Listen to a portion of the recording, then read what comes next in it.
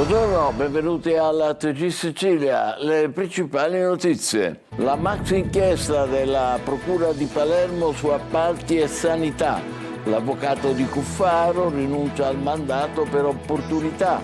Citato nelle carte della Procura ma non indagato, avrebbe fatto da tramite tra l'ex governatore e il colonnello dei Carabinieri, chiamato in causa per rivelazioni di notizie riservate sugli sviluppi dell'indagine. Nel pomeriggio a Palermo, vertice di maggioranza chiesto da Fratelli d'Italia e Grande Sud senza Schifani, impegnato a Bruxelles. Per il PD, all'opposizione, dall'inchiesta di Palermo emerge un sistema marcio. Il governatore getti la spugna. Azzoppata intanto la Commissione regionale antimafia per la rinuncia di alcuni componenti su cui pendono richieste di arresti e altre indagini. Scicli, violentata dall'ex fidanzato a 15 anni, arrestato il giovane accusato di aver approfittato della vulnerabilità emotiva della ragazza sottoposta a torture di ogni genere. Nel pomeriggio a Capizzi i funerali di Peppe, il sedicenne ucciso sabato sera per uno scambio di persona. Confermato il carcere per l'autore del delitto, il padre e il fratello. Anche in Sicilia sciopero dei dipendenti delle farmacie private per il contratto. A Catania corteo. Siamo considerati commercianti, non professionisti della sanità, è la protesta. Cresce nella nostra regione il numero di giovani che non cercano lavoro e non studiano. Tuttavia, da una recente ricerca di Asso Esercenti si prevedono 90.000 nuove assunzioni. Troppo spesso però sono inadeguate le competenze professionali di chi cerca impiego.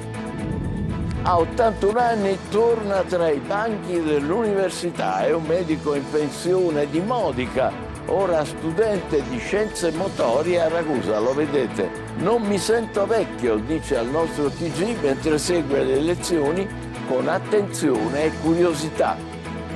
Calcio, Catania, Toscano studia le alternative in vista della partita con l'Altamura, poca scelta al centrocampo, dove il punto fermo è Di Tacchio e l'alternativa Jimenez che dialoga con la società per il prolungamento del contratto. Pieraccini titolare in difesa.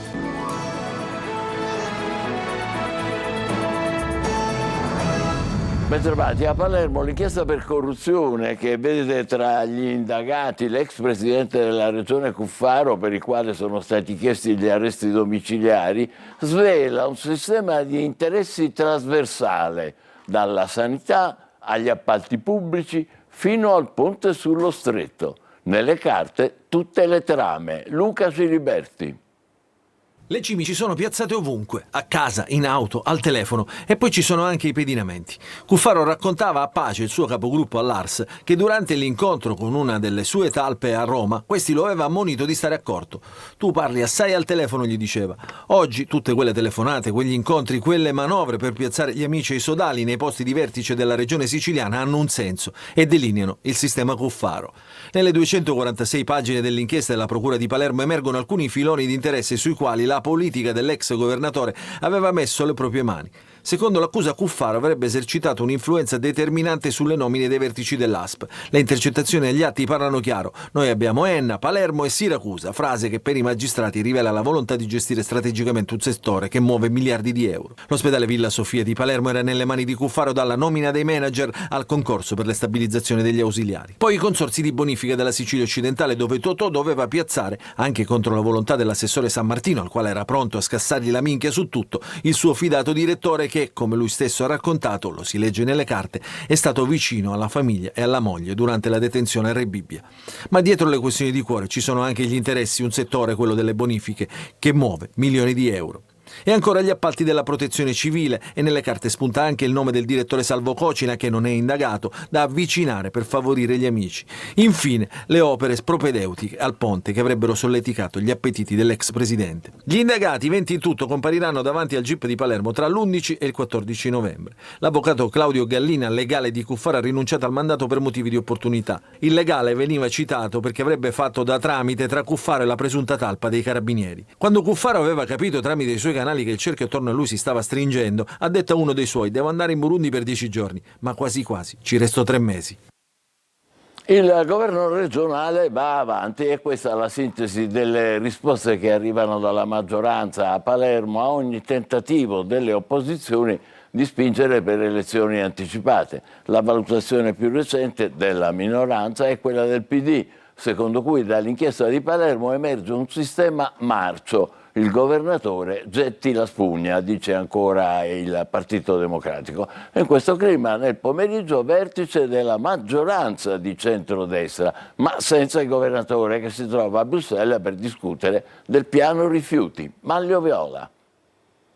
La bufera politica scaturita dall'inchiesta della Procura di Palermo su presunti appalti truccati in Sicilia non ferma il vertice di maggioranza previsto per oggi. I partiti della coalizione di centrodestra però si incontrano non più a Palazzo d'Orleans, dove era stato convocato il vertice in prima analisi, ma nel primissimo pomeriggio nelle stanze del governo a Palazzo dei Normanni.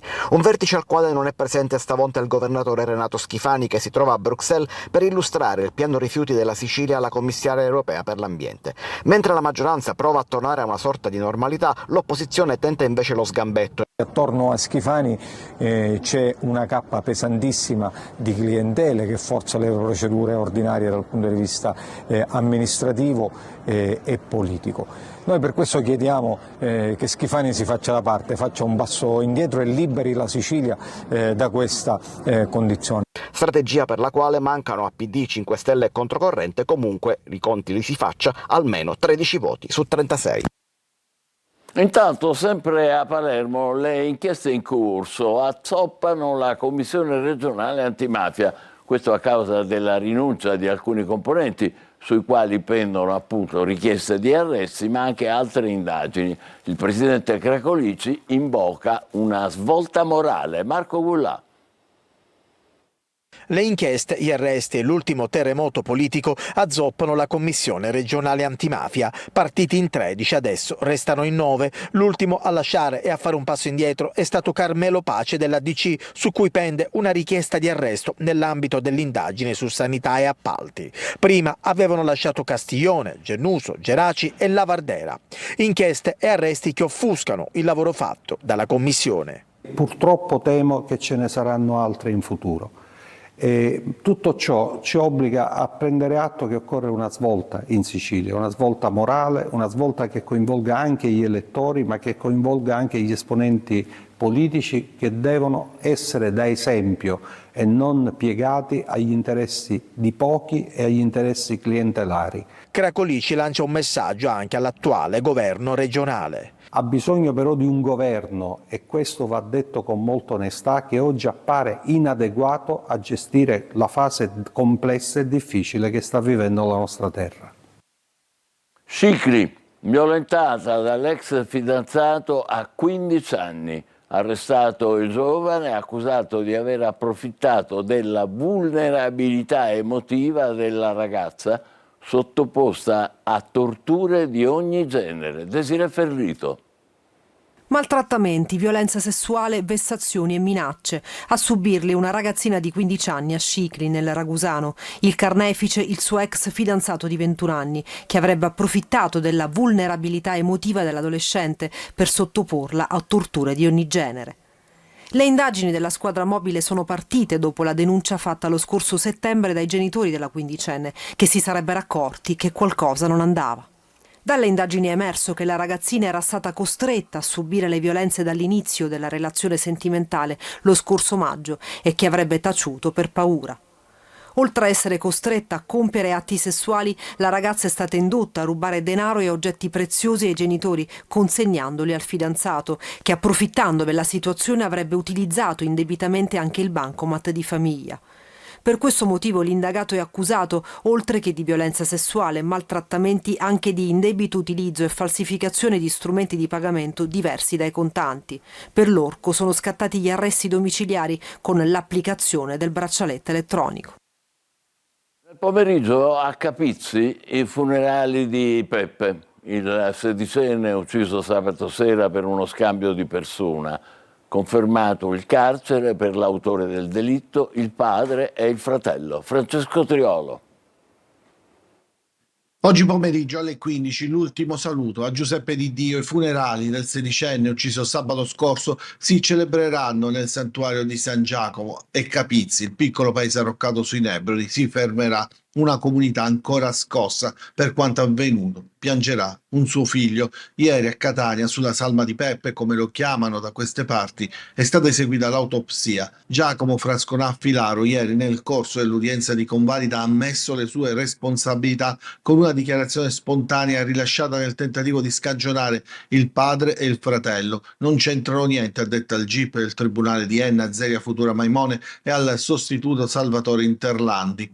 Hanno parlato invece il padre Antonio e il fratello Mario, anche loro in carcere da domenica, hanno ribadito la loro estraneità, chiarendo che sarebbero intervenuti in via Roma in auto per riportare a casa Giacomo dopo aver saputo del suo coinvolgimento in una lite avvenuta poco prima con la persona individuata quale reale obiettivo. Il GIP ha convalidato gli arresti e confermato per tutti la misura cautelare in carcere, accogliendo la richiesta del pubblico ministero che ha contestato la versione dei tre ritenuta in contrasto su quanto messo a verbale nella deposizione fatta ai carabinieri da Grazia Schillirò, moglie e madre degli indagati.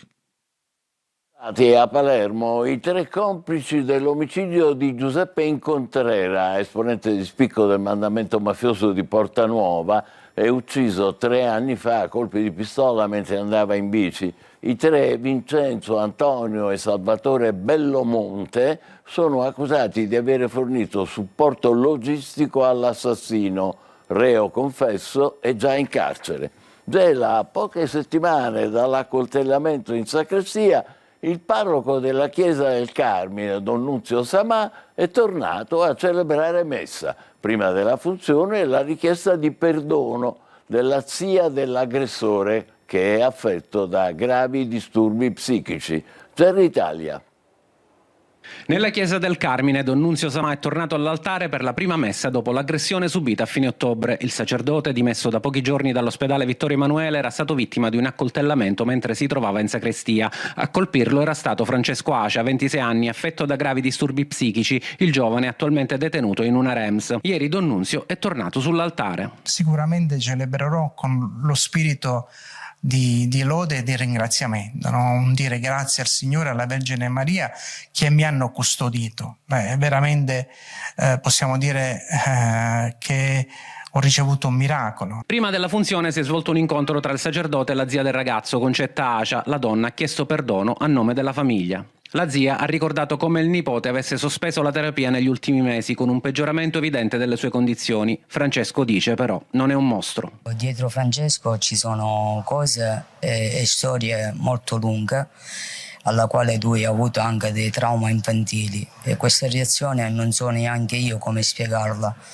Però posso dire che mio nipote non è un mostro. Concetta ha rivolto un appello alle istituzioni per maggiori interventi di assistenza e monitoraggio delle situazioni psichiatriche fragili. Non solo per Francesco, perché Francesco si è visto che ha fatto questo gesto, però ce ne sono tanti altri come Francesco.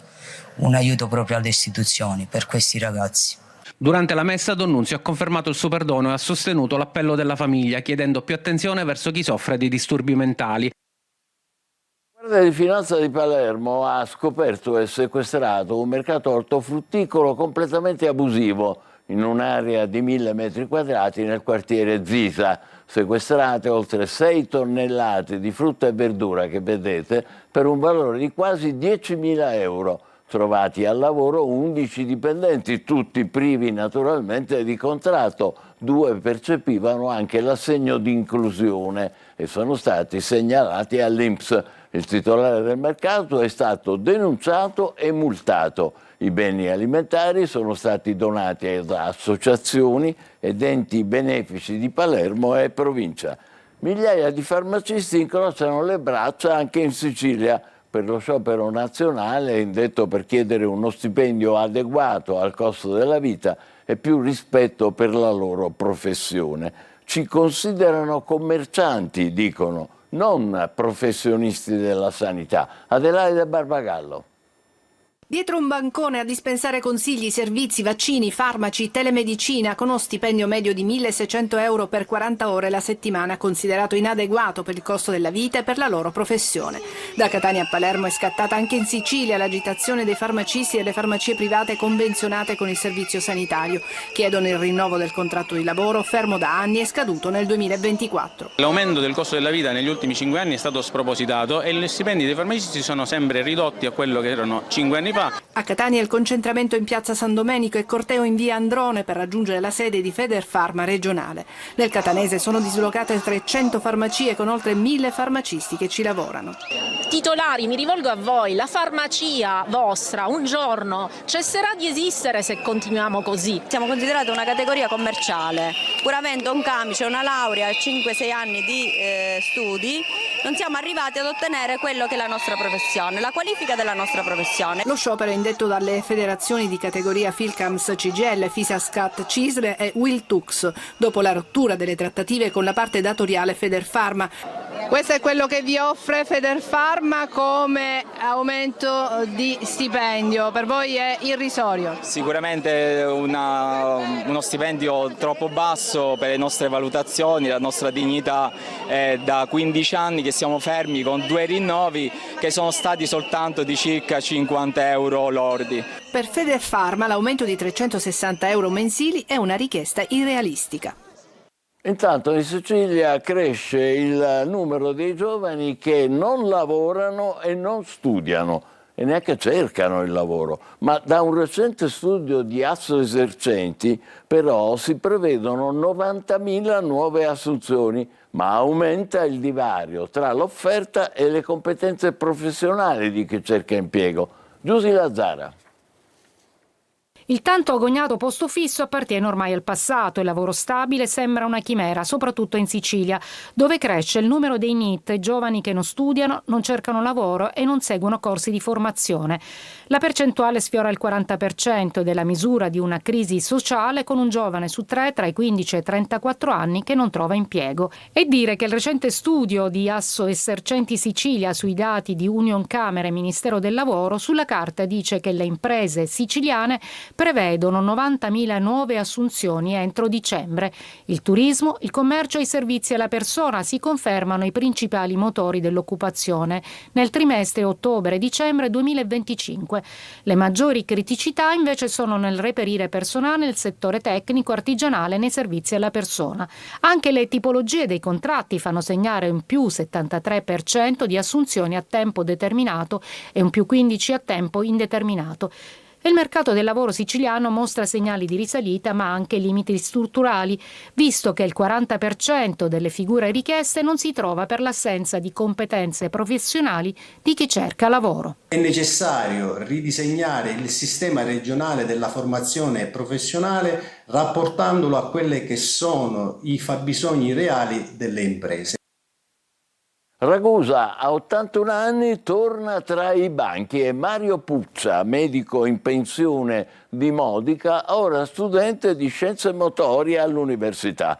Tra i ragazzi appena diplomati segue le lezioni con attenzione e curiosità e dichiara: non mi sento vecchio. Veronica Barbarino. In seconda fila, sguardo concentrato durante la lezione di anatomia umana. Tra studenti neodiplomati c'è lui, Mario Puccia, 81 anni, medico in pensione di Modica, tornato sui banchi universitari per studiare scienze motorie a Ragusa. Ha lavorato come meccanico e ha conseguito il diploma da geometra nel 1969, poi una laurea in medicina, specializzazione e master vari.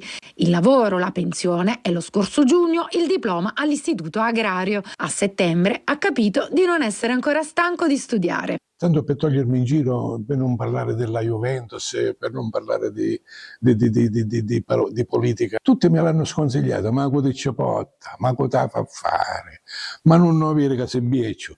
Ma sta scherzando, io non mi sento vecchio. L'università di oggi, tutta una sorpresa. Si parla di chimica ad alto livello, che ai miei tempi non si era fatta. Si parla di anatomia, ma fatta in una maniera così fatta bene, perché oggi si proiettano le slide, e sentire un po' che novità ci sono nella scienza medica è importantissimo. Continuare a imparare lo fa sentire vivo e in aula si fa notare. È uno stimolo per me in più per spromare reminiscenze passate in questo studente, diciamo, che veramente ci allieta le lezioni con domande di interesse anche di natura diagnostico, patologico. Un clima sereno quello tra Mario e i suoi compagni, che adesso si prepareranno alla prima sessione. Spero di trovarmi bene anche con i professori che avranno pietà di me quando farò gli esami. Complimenti e bocca al lupo per gli esami, Mario. Adesso è il momento della nostra pausa, tra poco il calcio con le ultime sul Catania in vista della partita con l'Altamura. State con noi, vi aspetto.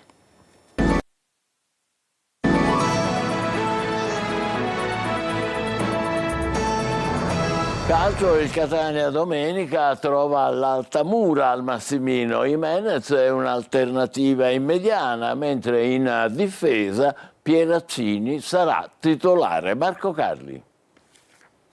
I social spiegano e raccontano, come sempre, i momenti e anche gli stati d'animo. Jimenez lo fa attraverso il suo profilo Instagram, il gruppo del Catania, con alcuni giocatori nei giorni di riposo a Madrid per vedere il Real, ma anche magari il momento personale da raccontare, forse non il migliore in campo per quanto riguarda Jimenez, ma con l'intenzione che lo sia. Al giocatore, lo sappiamo, è stato proposto un prolungamento contrattuale fino al 2028. Le due parti, il procuratore e il club, si parlano, i tifosi sperano e non solo loro. Lunetta, fra gli altri, mette una reazione inequivocabile, una firma, la testimonianza di un gruppo sano che Toscano ha modellato e che adesso attende l'Altamura. Di Jimenez abbiamo già detto da lunedì, con l'infortunio di Aloy diventa un'alternativa immediata, anche se le opzioni primarie al momento restano sempre di Tacchi e Quaini. Caturano, dopo varie settimane di lavoro in gruppo, vuole giocarsi una maglia con Forte. Pieraccini, dopo la maxi squalifica di Gherardi, giocherà nella difesa 3 con Di Gennaro e Celli.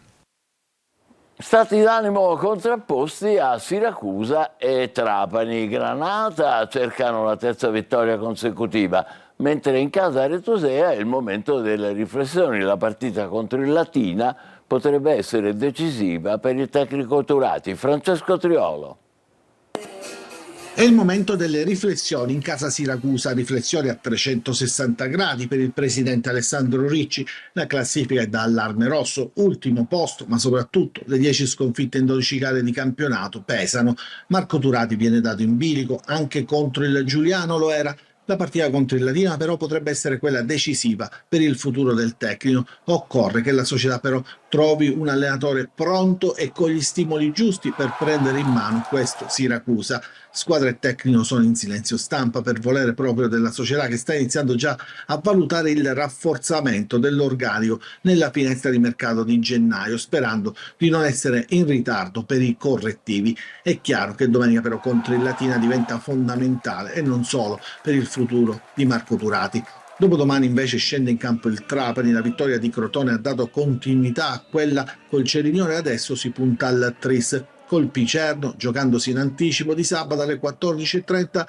Il tecnico Totò Aronica ha dovuto cambiare il programma degli allenamenti di questa settimana. La condizione della squadra è considerata abbastanza buona. Aronica non potrà contare sicuramente su Benedetti, che deve scontare un altro turno di squalifica, e l'infortunato Nicoli, che sta completando il lavoro di riabilitazione e dovrebbe tornare a disposizione tra qualche settimana. Noi ci fermiamo qui, grazie per l'attenzione e buon pomeriggio.